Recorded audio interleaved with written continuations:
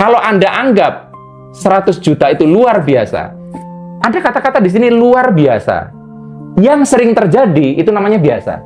Luar biasa berarti jarang terjadi. Jadi kalau dari mulut kita ngomong 100 juta itu luar biasa, tanda itu jarang datang. Jadi tugas kita sebetulnya bukan jadi luar biasa, tapi tugas kita adalah menjadikan yang luar biasa itu jadi biasa. Ini kayak teknik bernafas supaya bisa menarik uang. Gini Mas, uang itu bernafas. Ciri nafas adalah ada yang masuk, ada yang keluar. Nggak ada yang masuk, nggak akan ada yang keluar. Nggak ada yang keluar, nggak bisa ada yang masuk. Jadi kan berarti sebenarnya ada pemasukan, ada pengeluaran. Tapi kalau Anda sudah mempraktekkan gitu, itu dan tetap jebol aja, ya karena nggak ada yang ditahan tadi. Jadi, problem orang dalam napas keuangan, ada yang kurang narik, ada yang kurang ngeluarin, ada yang kurang menahan. Nah, masalah Anda di mana? Yang repot kalau tiga-tiganya. Saya itu dulu masalahnya adalah kurang narik. Ya, dan karena apa? Karena saya pelit keluar, karena saya hitungan banget Mas dulu. Saya tuh dulu pernah semua pengeluaran tuh saya catat dalam buku. Serius. Kalau Anda nanya saya, pengeluaran saya 2 bulan terakhir itu apa? Saya nggak ngerti. Iya. Sebagai organisasi, ini nggak boleh dilakukan. Karena nanti auditnya susah. Tapi sebagai individu, saya tidak punya catatan keuangan, Mas. Kecuali sesuatu yang kaitannya dengan kewajiban saya. Kayak saya itu, memberikan uang untuk istri saya sebagai coach, karena dia juga saya bayar profesional. Itu ada catatannya. Tapi pengeluaran random saya GoFood dan sebagainya itu nggak saya catat loh Mas. Yang karena kalau dilihat itu bikin saya pusing. Saya iseng ya, 2 bulan lalu saya lihat GoFood saya berapa? 6 juta. Itu kan stres. Ngapain aja aku tuh? Wih, kita tuh jajan ngawur banget ya. Itu kalau GoFood ya. Kalau aku nggak wajarnya 6 juta tuh bisa pijet ya. 1 bulan gitu ya. Terus setiap hari pijet gitu. Kadang kan gini Mas, jadi gini, sebenarnya bukan GoFood ya, GoPay. Kita kan transaksi sekarang apa-apa kan pakai tit, pakai GoPay kadang kan ya. Itu karena juga aku massage gitu ya. Bener. 6 juta kemana aja, tapi sudah nggak. Gini, caraku mengelola uang sederhana. Kalau saldonya nambah, berarti udah bener. Sesimpel itu. Iya. Saldo nggak bertambah, ini masalah. Apalagi berkurang, tapi kalau saldonya itu bertambah terus, nggak, aku persetan dengan pengeluaran dulu. Iya teman-teman rata-rata yang cewek ya, check out aja terus gitu ya. Nah, Mas, menarik ini. Jadi ini saya lihat konten dari mana ya, dari edukasi. Jadi orang stres itu obatnya itu bisa makan, ya kan? Kalau Anda stres ngemil gitu ya. Tapi bisa juga shopping. Jadi orang yang banyak shopping itu juga pelarian stres. Pernah belanja online? Kerasa nggak kalau barang itu datang? Itu senang banget loh. Walaupun sesaat itu gitu. Nah, itu masih mending. Nah, banyak orang stres karena nggak punya duit untuk beli, nggak punya duit untuk beli makanan. Apa yang mereka lakukan, Mas? Komen nggak jelas di postingan orang. Itu kan pelarian stres, Mas. Karena ketika dia menghujat orang, itu ada merasa tinggi. Mas, saya mau cerita bahwa saya punya teman yang baik banget. Dan dia itu justru sering menyalahkan dirinya sendiri. Tahu nggak kenapa? Kenapa dia kurang appreciate terhadap diri sendiri? Saya sarankan dia, ini harus dicatat, nggak boleh di... Clipper ini nggak boleh di sembarangan clipper ya. Saya sarankan dia untuk berlatih gibah. Kenapa? Gibah baik nggak sebenarnya? Nggak kan? Tapi saya mau bahas tentang the positive secret of gibah. Mas. Tapi gini. Mas Hendra kalau ngibahin orang, hanya orang yang merasa dirinya tinggi kan, yang gibahin orang. Nggak mungkin orang merasa rendah. Iya bener. Orang yang minder itu nggak pernah gibahin orang, Mas. Karena dia memandang dirinya rendah. Untuk gibah kita tuh harus punya rasa percaya diri yang tinggi. Bagus dong berarti gibah ya dia. Makanya saya tembak kan, kamu pasti nggak pernah gibah. Loh, kok Mas tahu? Karena kalau kamu gibah, itu kamu tuh setidaknya merasa lebih tinggi dari orang lain, dan itu modalnya percaya diri. Iya benar. Enggak gini, itu memang ada sisi buruknya. Merasa tinggi itu bikin kita merendahkan orang ya. Iya. Tapi di balik itu, Mas, perhatikan baik-baik. Kita itu akan jadi sesuatu, jadi orang kalau merasa gue iso kok, gue nggak kalah kok dengan dia. Nah, orang yang gibahin orang itu kan merasa lebih tinggi. Makanya saya bilang, cuma kamu latihan gibah lah. Itu sebenarnya kan adalah aku cuma nyentil dia kan, dan aku tanya dia nggak pernah gibah memang.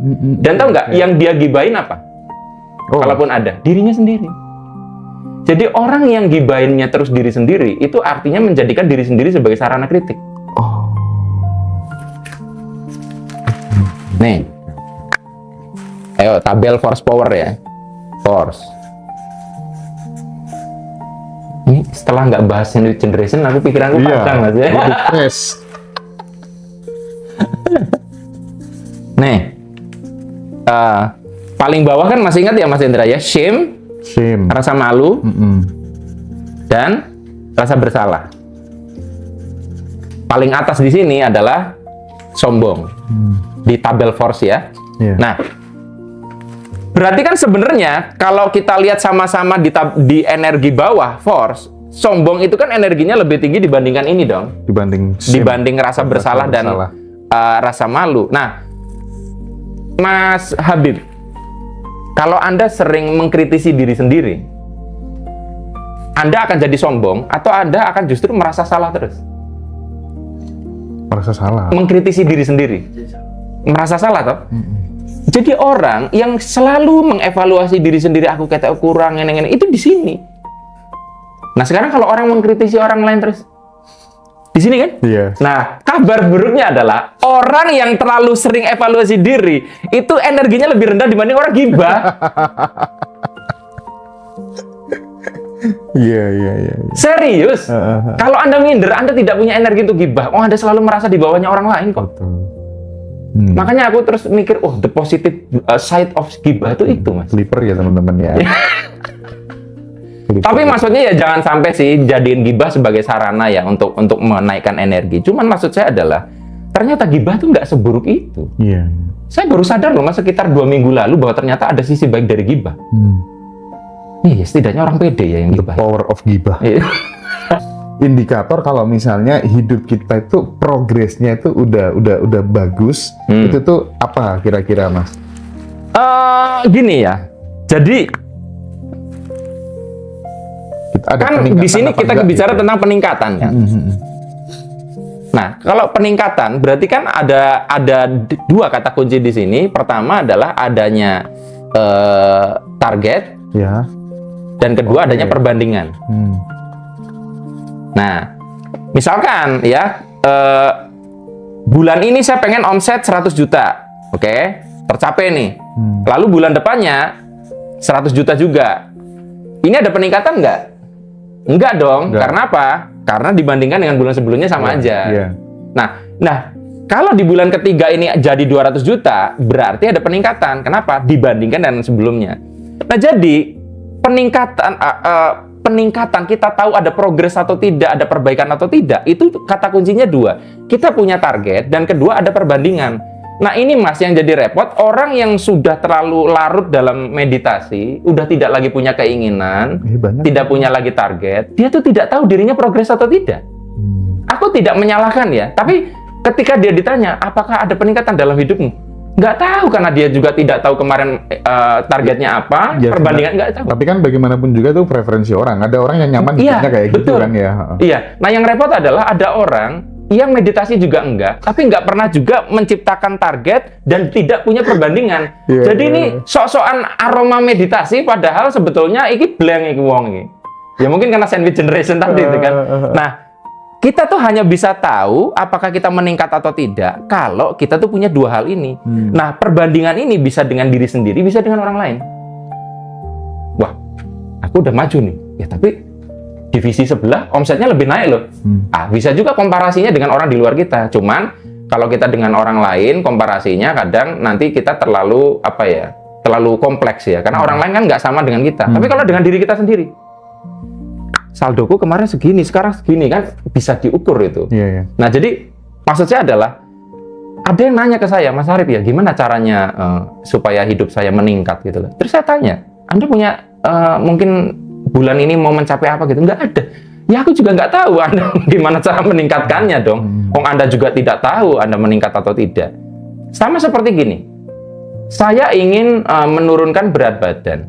Berarti kan acuannya adalah berat badan sekarang dengan berat badan selanjutnya. Ya, walaupun itu penurunan, tapi itu peningkatan ya. Iya, iya. Tapi kalau tidak ada, repot. Makanya hidup itu sebetulnya kayak GPS, Mas. Gini, Mas, kalau Anda mau pakai Google Map itu, ya, Anda mau ke Hotel Ambarukmo, ya, Ambarukmo Palace, ya. Yang Anda set di Google Map apa? Tujuan. Nah, terus apa lagi?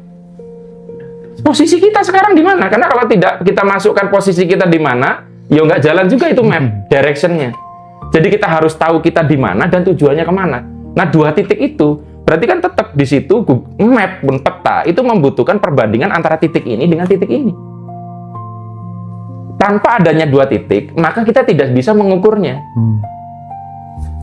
Sekarang gini, Mas, kalau ini titiknya kecil sekali di sini, ini berapa senti? Anggap ini sangat kecil ya, kita sangat sulit menghitungnya. Tapi kalau ada 2 titik di sini, kita ada jarak di sini, maka menghitung ini ada angkanya. Makanya titik pertama itu adalah target kita, yang kedua perbandingan antara target. Oke, paham. Jadi gini, dan yang menarik Mas, kadang kita tuh jadi kelihatan bagus karena diselamatkan oleh kehidupan. Gini, ada peserta kelas saya, dia itu omset bulan ini itu jeblok dibandingkan bulan lalu. Kira-kira peningkatan bukan? Enggak lah. Enggak dong. Tapi dia dapat award. Tahu nggak kenapa? Karena yang lain lebih jeblok, Mas.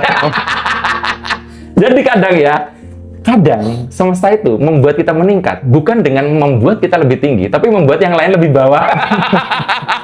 Jadi ketika kita berdoa, ya Allah, ya berikanlah aku posisi yang lebih tinggi, meningkat. Itu kadang jawabannya terus kita meningkat loh, Mas. Yang lain dibikin lebih goblok, yang lain dibikin lebih jatuh. Itu begitu.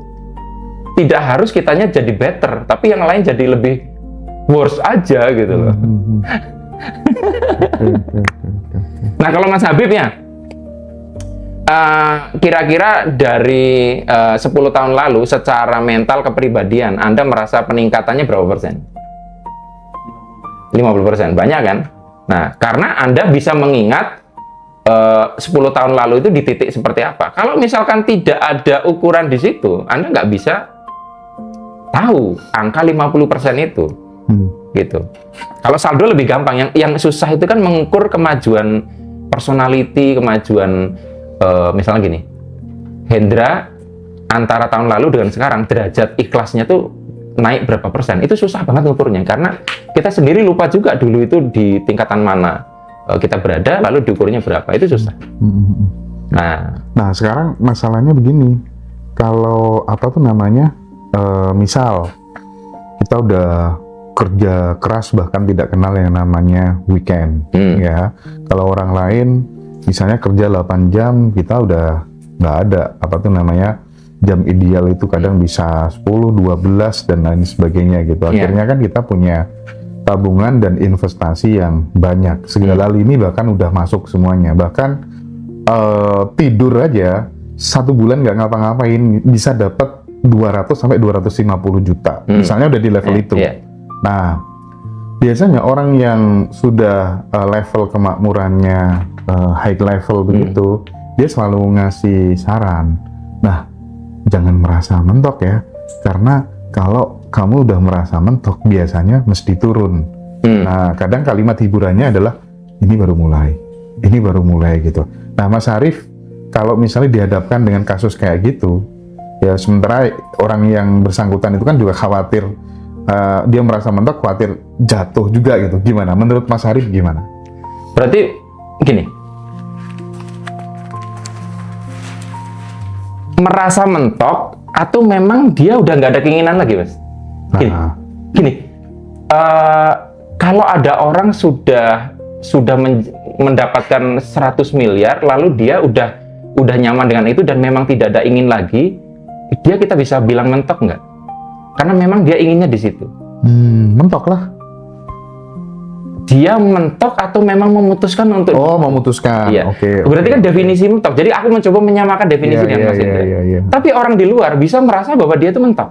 Sekarang gini, ada orang yang dulunya dia sekolah sampai S3, setelah dia menikah dia hanya jadi ibu rumah tangga. Aku nanya, dia mentok nggak?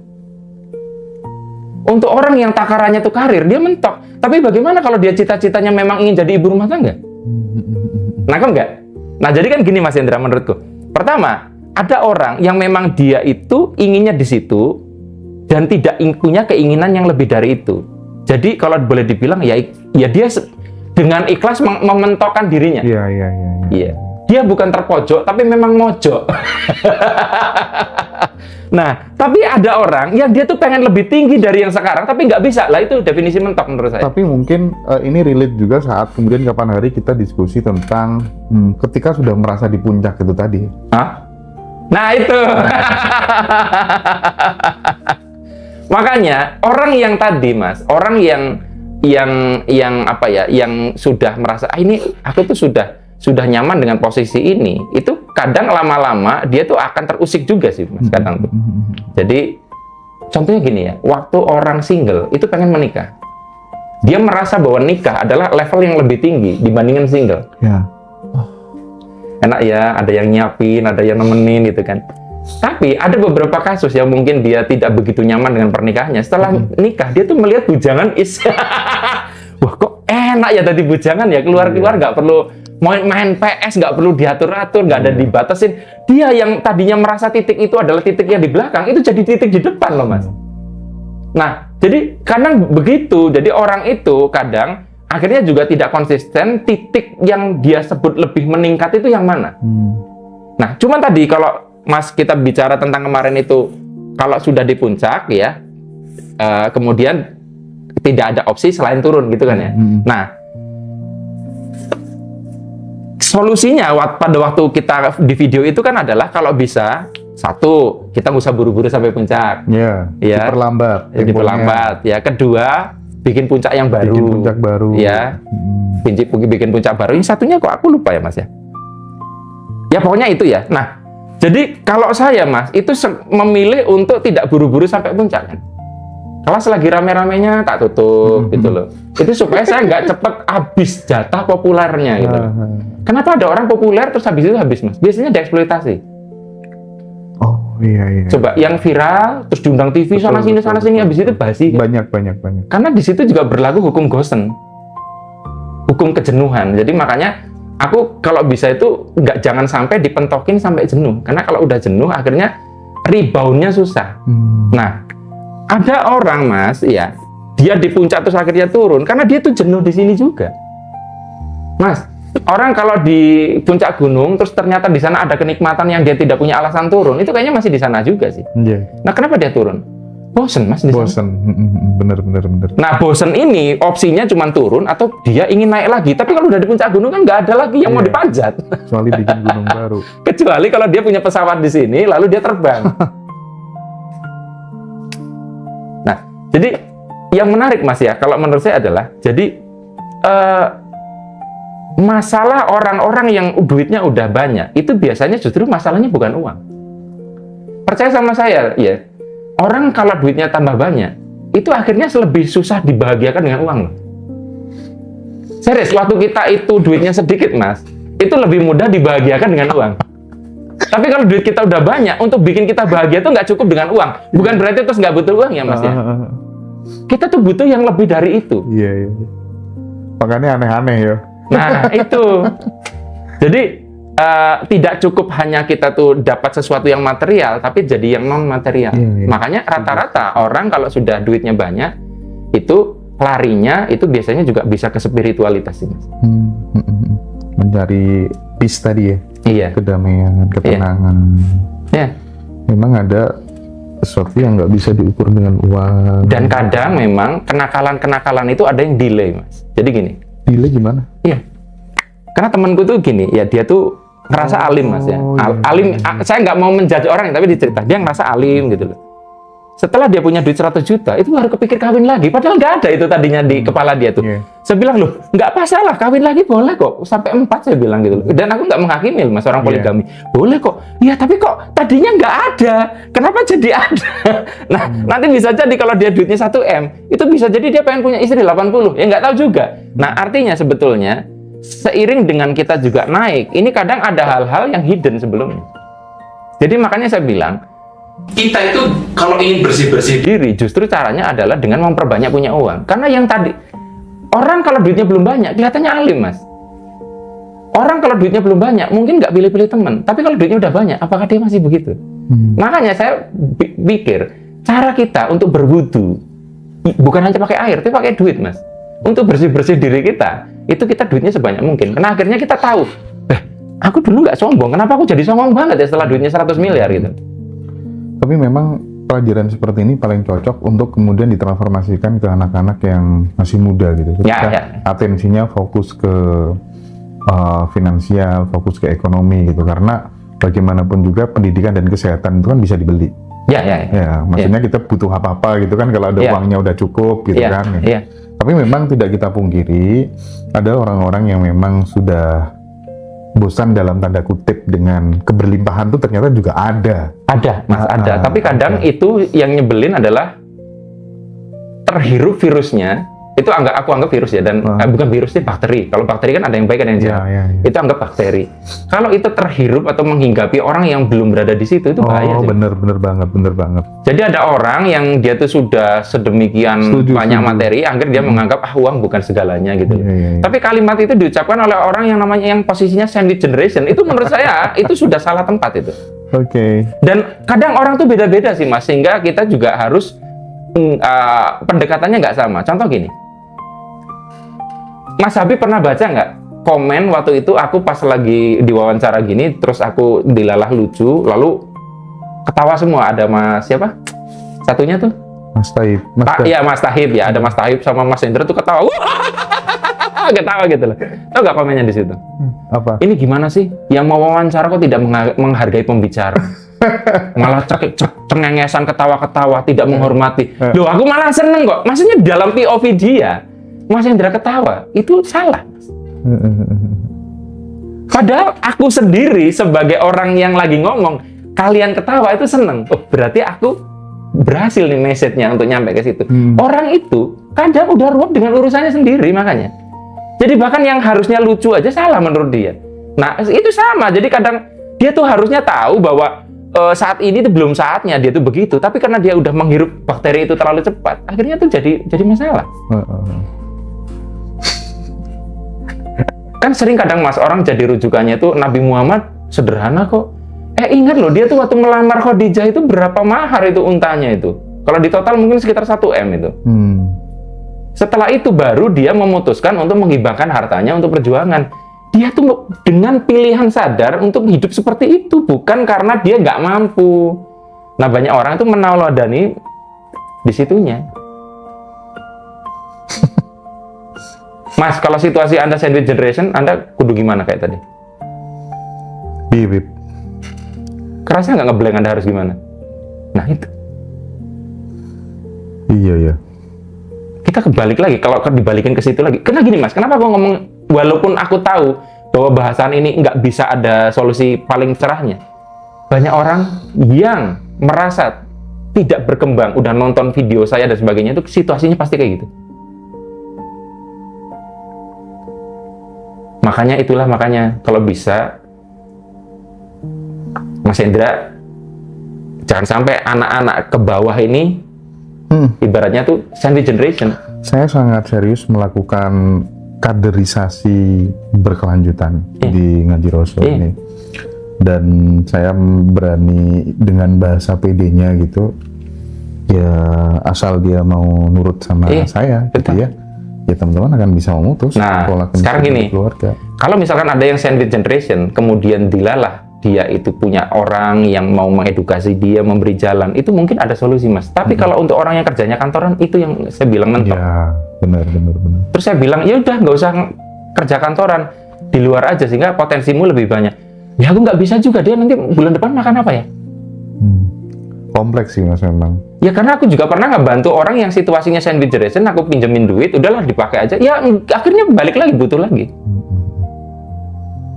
Nah itu Mas, ibaratnya, nggak tahu nggak Mas, bayangin Indonesia sekarang itu seperti sandwich generation itu. Mas Hendra tanyakan gimana Indonesia biar gini, itu rasanya seperti aku ditanya tentang sandwich generation. Jadi kita tuh kejepit, jadi nggak ke atas juga nggak ke bawah, kita tuh akan gini terus. Makanya saya sering bilang bahwa lebih mudah untuk kita kaya dibanding Indonesia tuh jadi kaya, itu susah. Kadang kita tuh kalau misalnya mendapatkan sesuatu gitu ya, misalnya aku dikasih dolar tuh jumlahnya besar banget gitu. Cerita aku ke teman-teman. Gini cerita kayak itu bener-bener sesuatu yang ajaib gitu ya. Padahal Mas Ari dulu kan pernah bilang, Mas Hendra, kalau misalnya kamu mendapatkan sesuatu rezeki yang besar atau apapun itu, ya biasa-biasa saja. Nah, di balik itu banyak teman-teman mungkin yang belum paham kira-kira apa pentingnya the power of biasa-biasa saja. Gitu. Pertama, menanggapi dulu yang Mas Hendra tadi, jadi nggak salah juga ketika kita sedang excited lalu berbagi kebahagiaan kepada sekitar. Nah, yang jadi repot kan adalah kalau sekitar itu ternyata malah sirik.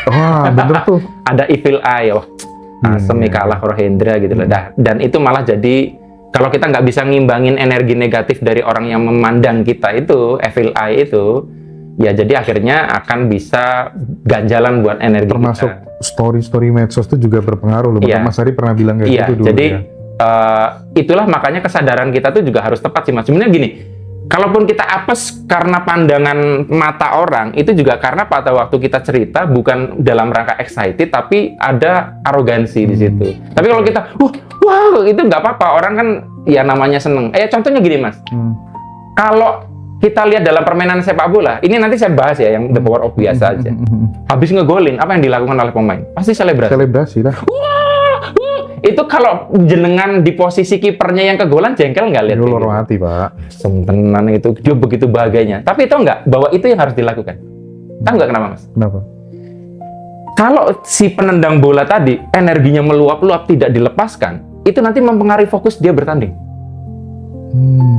Dalam menyanyi contoh Mas ya, kalau emosi ini terlalu berlebihan, itu nanti kontrol pitch kontrolnya nggak bagus. Iya. Makanya kalau di dalam ajaran banyak ya, salah satunya Islam, kalau kita tuh lagi seneng banget, itu kan energinya lagi meluap-luap ya, itu disuruh sujud syukur kan biar energinya dibuang ke bumi, biar tidak terlalu meluap-luap. Karena kalau meluap-luap energinya itu jadi force, malah tarikan itu tidak bekerja lagi. Lebih bagus lagi kalau kita sudah biasa saja. Tapi kan pada tahap awal, orang tiba-tiba dapat 100 juta pertama, masa sih biasa aja? Nggak bisa kan? Iya. Nah, ketika meluap-luap itu, kita kudu tahu cara menetralkannya. Tapi sebenarnya gini, kita anggap teman-teman sudah pada level itu. Lalu ada apa dengan biasa aja? Kalau Anda anggap 100 juta itu luar biasa, ada kata-kata di sini luar biasa. Yang sering terjadi itu namanya biasa. Luar biasa berarti jarang terjadi. Jadi kalau dari mulut kita ngomong 100 juta itu luar biasa, tanda itu jarang datang. Jadi tugas kita sebetulnya bukan jadi luar biasa, tapi tugas kita adalah menjadikan yang luar biasa itu jadi biasa. Ini kaitannya sama subconscious mind nggak sih Mas? Betul. Mas, ketika gini, percaya sama saya, Mas Hendra ada satu titik dulu mungkin merasakan 100 juta itu kayak luar biasa. Mungkin aku yakin udah lama dulu banget, itu titik awal ya. Kalau sekarang udah pasti.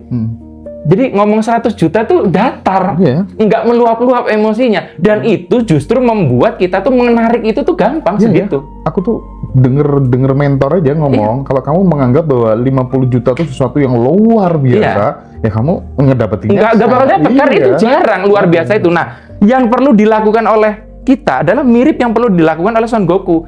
Jadikan 100 juta itu biasa dulu. Caranya menjadikan biasa gimana Mas? Diulang-ulang. Kalau udah diulang-ulang kan jadi biasa. 100 juta setahun sekali, itu masih luar biasa. Lalu jadi 6 bulan sekali, lalu jadi 2 bulan sekali, lalu jadi tiap bulan. Itu lama-lama jadi biasa. Akhirnya kalau sudah biasa, kita tuh jadi nggak mikir bahwa bulan depan itu dari mana ya 100 juta. Oh, biasanya ada. Nah, itu. Iya. Ini ilmu kehidupan tentang Nah. finansial yang real, Iya. teman-teman. Serius. Serius, Mas. Jadi kita itu jadi gini. Puncaknya yakin itu aslinya nggak mikir, Mas. Loh, saiki gini. Mas Hendra, iya. kalau anggap nih aku temenmu, minjemin duit saya. Katakanlah dipinjemin 100 juta. Kalau Mas Hendra nggak yakin sama saya, pasti duit itu dipikir terus. Puncaknya Hendra yakin sama Arif Hera itu bahkan lupa, Mas. Nggak inget tentang bahwa Mas Hendra itu ngasih aku duit 100 juta. Karena Mas Hendra itu dibalik lupanya, Arif pasti balikin. Gitu loh. Iya. Nah, ketika kita itu masih mikir, itu berarti belum biasa. Belum biasa juga berarti belum yakin. Iya tuh, Mas. Jadi sekarang itu ya, misalnya kayak kalau dulu itu misalnya mau gulung duit gitu, Ya? itu kan mesti ada MOU gitu, Ya. hitam di atas putih Ya. gitu. Sekarang tuh kayak nggak mikir, ya udah gitu aja. Iya, walaupun Mas Hendra udah punya intuisi dengan orangnya tentunya. Iya. Karena orang itu kalau pakai MOU berarti sebenarnya nggak terlalu percaya juga dengan orang ini. Masuk akal, bener. Iya kan?